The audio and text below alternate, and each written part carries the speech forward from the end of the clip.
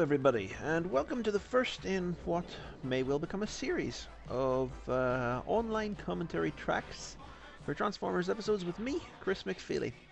Now, some listeners are probably a little surprised at my choice of the first episode to comment on here, because it often finds its way onto many worst of lists of the series, and I could not disagree with that sentiment more.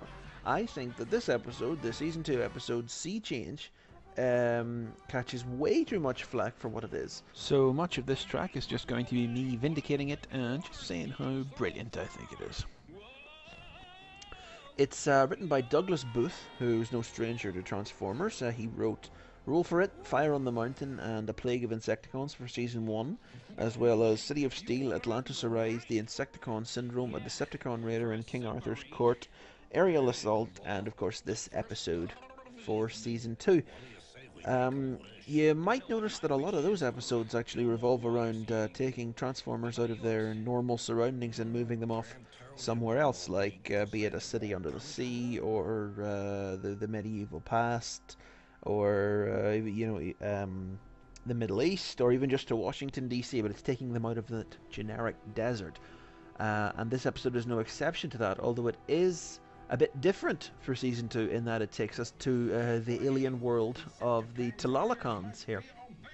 Off the top of my head, I can only think of Child's Play, The Gambler, and The Secret of Omega Suprema as Season 2 episodes to involve aliens in any way. Quest for Survival, I suppose, as well.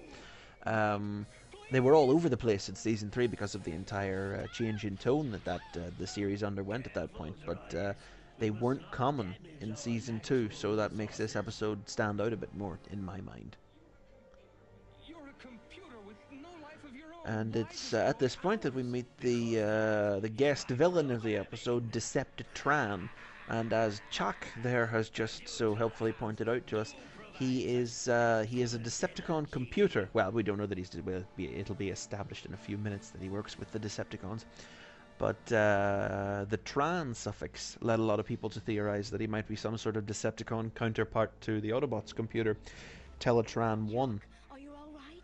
But although it's not commonly known, Teletran is spelled T-R-A-A-N with a double A, whereas Deceptitron, according to the script, is only spelled with one A. So, you know. A chap with the headdress there, his name is Mock, by the way. This is very much Sea Spray's episode. It wasn't a common thing. Well, Season 1 lasts only 16 episodes. But the goal of Season 2 was to get the series into syndication, and you need 65 episodes minimum to be syndicated. So the aim of Season 2 was to do that. So it clocked in at a mammoth 49 episodes. And although there was a sort of general continuity to Season 1 where things from a previous episode impacted on the next and would be referenced, that it mostly is abandoned for Season 2. So there's a lot of single episodes focusing on single characters. And this episode is very much not single characters and small casts of characters. So this one is Sea Spray's episode with Bumblebee, because that's the height of Optimus Prime's involvement. It's one of the episodes where he has a very small role compared to a lot of others. Do you know what it means yet, Perceptor? Wait a moment while I take a closer look. But we're almost there. No, here we are. Well, actually, searching my memory banks, I found the sequencing is quite similar to transmissions intercepted during The third Cybertron War. Now, after the film and in Season 3, a numbering system for the Transformer Wars would be pretty cleanly introduced when it was established that this war we are in now is the third Great War. And hence, presumably, the first Great War was the rebellion of the Transformers against the Quintessons, and the second Great War was the first war between the Autobots and Decepticons. But Perceptor there refers to the third Cybertronian War as if it was something from the past. And Sandstorm did that again in Fight or Flee when he referred to a fourth war So presumably Perceptor is using an older numerical system there that came into play, or went out of play rather, whenever they learned their proper origins later on and developed their new numbering system.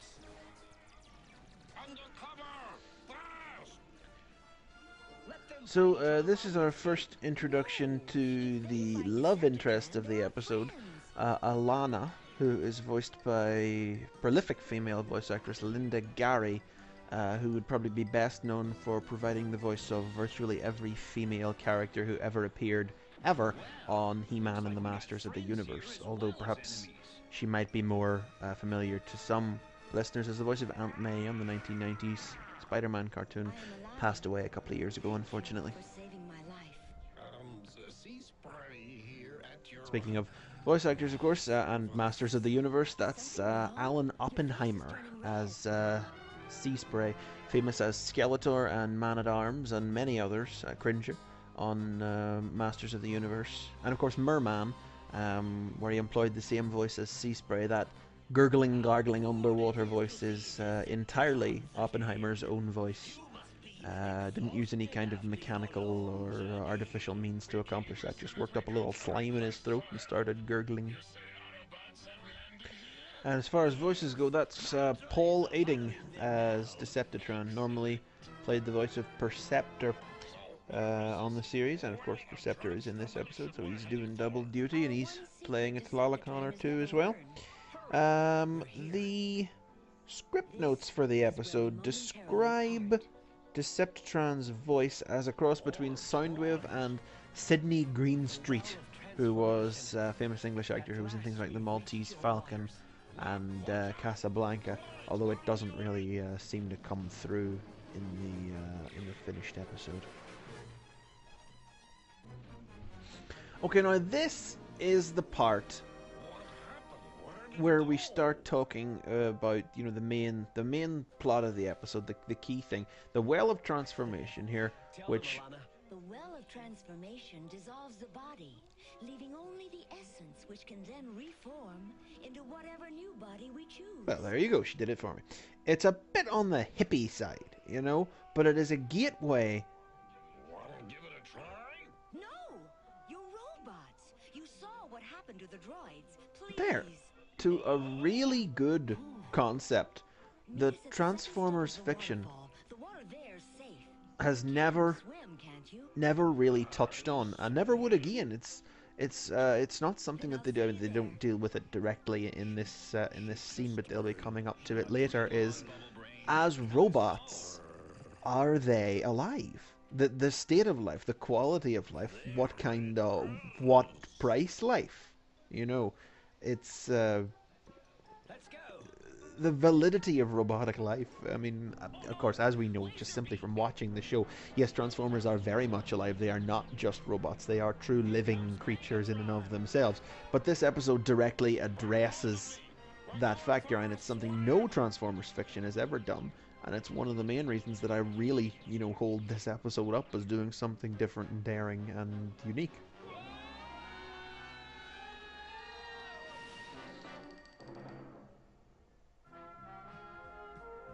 Transformers will return after these messages.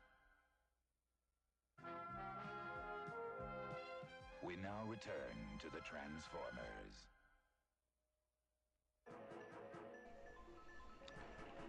A bit of an anticlimactic return from the commercial break, that. They fell off the waterfall and they were grand.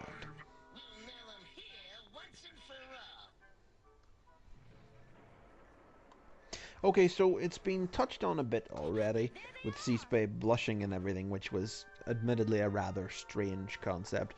But I think then we hit upon the reason that this episode is so often maligned, which is because it's another one of those Transformer fleshy love stories, of which there were a few, not just limited to the cartoon. I think perhaps the most famous or infamous one is The Girl Who Loved Powerglide.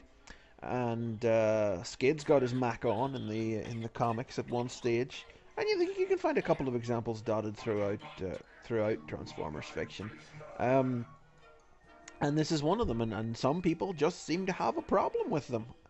So this is why this episode tends to rank kind of low, and also the rather strange scene that comes up later, but I'll point that out when we actually get to it. Sea spray. Look.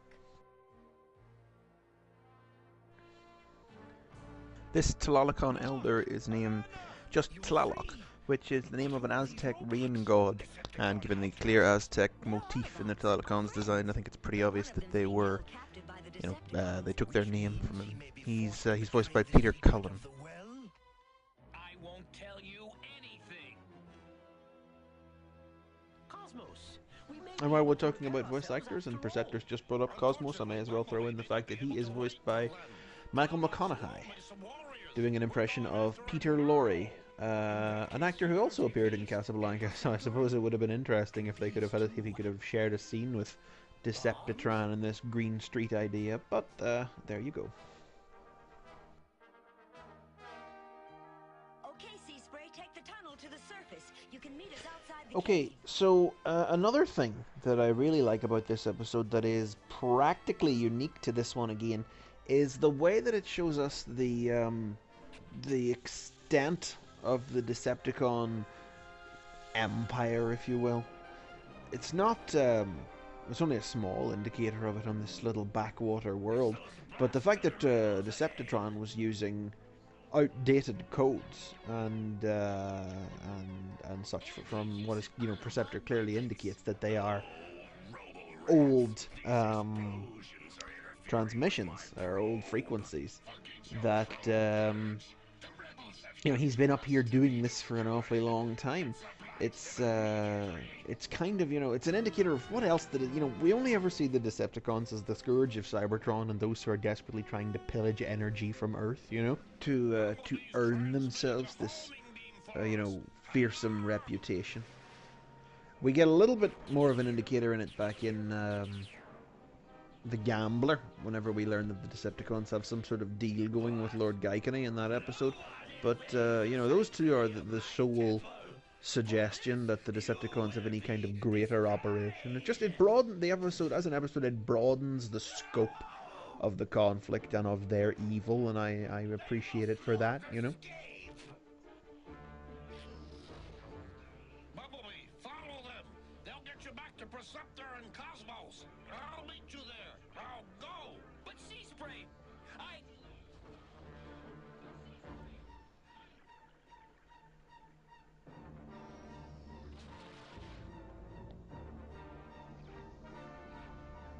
We must hurry. Transformers had the strangest ability to function underwater without any of the problems you'd have expected them to have. Maybe it's a Douglas Booth thing. I think back to Atlantis Arise, whenever the jets were transforming into vehicle mode underwater and cruising along with absolutely zero trouble whatsoever, There's a strong indication of just how much of an unliving machine that, of course, the contrast is made very cleanly by Chuck very early on in the episode when he says Deceptitron has no life of his own. It's the very fact that he can just be turned off with the push of a button, it really dehumanizes him, if you will, in comparison to the Transformers. Although being turned off with the push of a button was a feature included in some of Bob Badansky's Marvel Comics stories, and I think this episode shows the folly of that, the whole point, as is about to be touched on now. Here we go. even the least of your people can transform. Do you really think that I would disappear like the droids? You're both machines, aren't you? Is that how you think of me? Sea Spray, you're my friend. Maybe that is all I am, a bunch of transistors and bolts. But I don't believe it. My heart may look like an energon pump, but that doesn't mean it can't fail. No, Sea Spray, don't! I have to find out! You see, I love that. No Transformers fiction ever does this. Not even to have another being question whether or not they're truly alive, but for a Transformer to question the nature of their own existence, to regard organic life as being in any way. Generally, of course, you always hear the Decepticons thinking of it as inferior, but the Autobots always have a high appreciation of organic life, but to think of themselves even as nothing, there unfortunately is the strange, the very silly aspect of it, which you hear people quote as a reason for hating it. Robot feet, and it is kind of stupid, fairly, but the principle is the same. But then again, it factors back into the moral of the episode, which comes along later. Not many Transformers episodes genuinely have morals. It wasn't a very moral show. I'm sure most people have probably seen the PSAs, the public service announcements, like the G.I. Joe knowing is half the battle segments, where you're not to steal cars or run away from home or tip cows or whatever. But Transformers was never the kind of show to have those sorts of morals. You could probably count on the fingers of one hand any which had a serious moral that was perpetrated throughout it. You take the Golden Lagoon, a very good example of an episode that puts its moral through quite subtly without beating the viewer over the head with it, doing it wordlessly almost.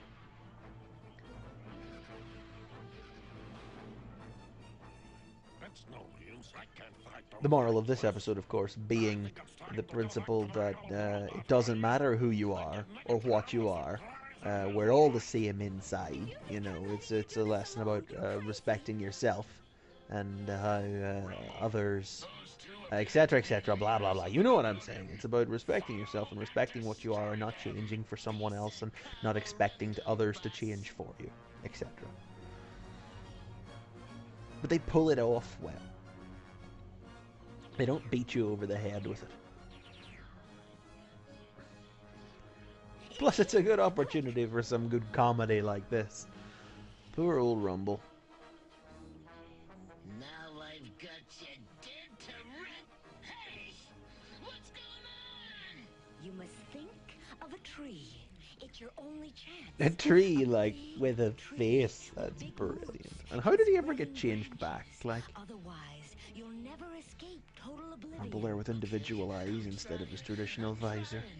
Phew, that was close. Hey, wait a minute. You tricked me.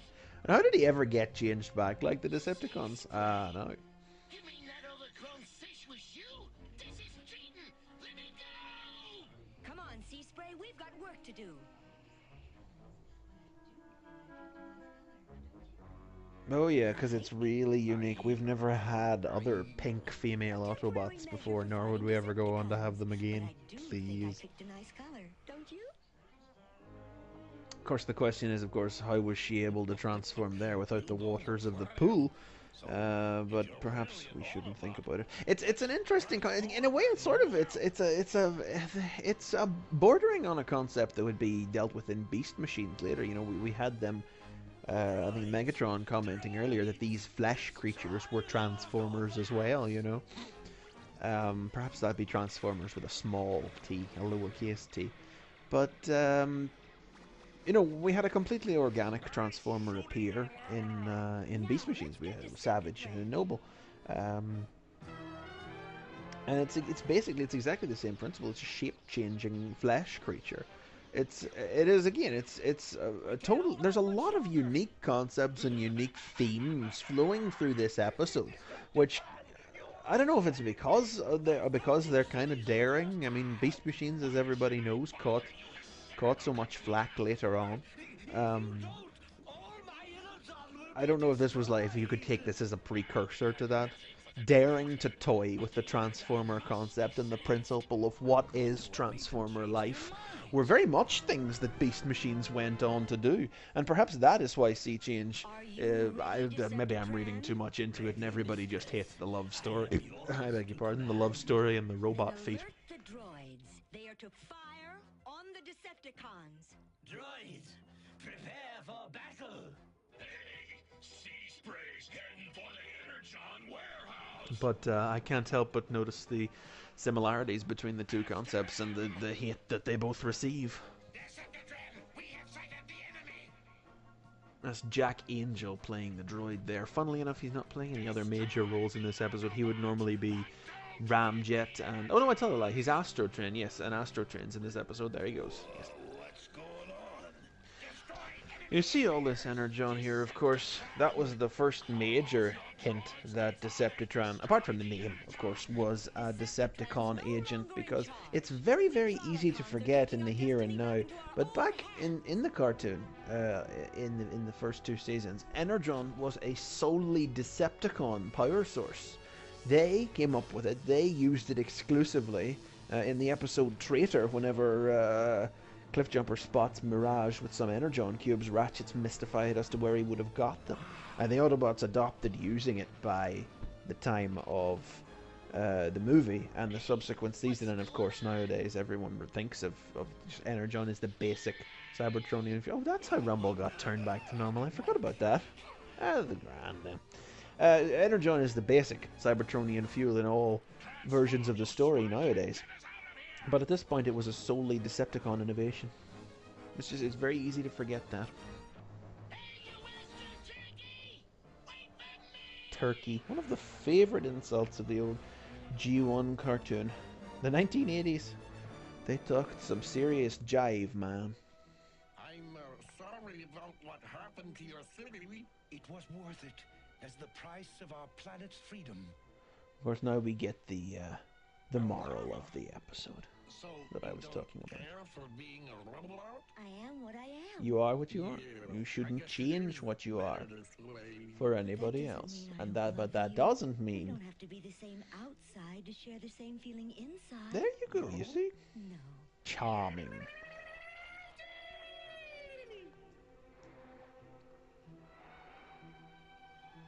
Look, the first star of the evening. Want to make a wish? Whatever for? Just an old Earth superstition I heard of. Probably nothing to it. And they never saw each other again. The Transformers. Well, that is Seachange. I think it is an episode with a lot of unique features. I don't know why. I mean, they're certainly very different. So perhaps that's what puts people off, or perhaps it is just that they don't like the love story, or the slushy ending, or whatever. But I really enjoy it, and that's why I chose it to comment on first. So that's the end of this first online commentary track. Maybe I'll do some more in the future if you enjoyed this one. But thanks for listening.